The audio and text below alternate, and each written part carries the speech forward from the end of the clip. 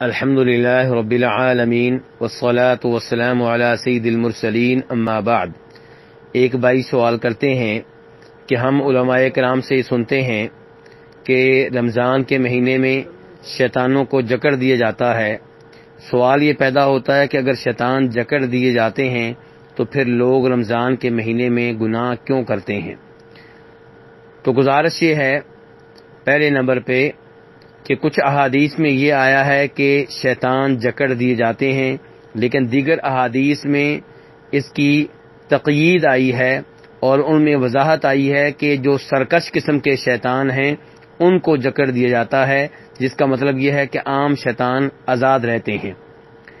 دوسرا جواب علماء کرام نے یہ دیا ہے کہ چونکہ انسان 11 مہینے شیطانی وسوسوں میں آ کر گناہ کرتا رہتا ہے اور انسان گناہ کا عادی ہو جاتا ہے، اس لیے رمضان میں اس کی یہ عادت چھوڑتی نہیں ہے۔ لیکن چونکہ شیطان رمضان کے مہینے میں جکڑ دیے جاتے ہیں، اس لیے ہم دیکھتے ہیں کہ عام طور پہ رمضان کے مہینے میں نیکی کی راہیں آسان ہو جاتی ہیں، لوگ بڑی آسانی سے تلاوت کرتے ہیں، نمازیں پڑھتے ہیں، اللہ کا ذکر کرتے ہیں، افطاری کراتے ہیں، صدقہ خیرات کرتے ہیں۔ یہ اس بات کی نشانیاں ہیں کہ شیطان واقعی جکڑ دیے گئے ہیں۔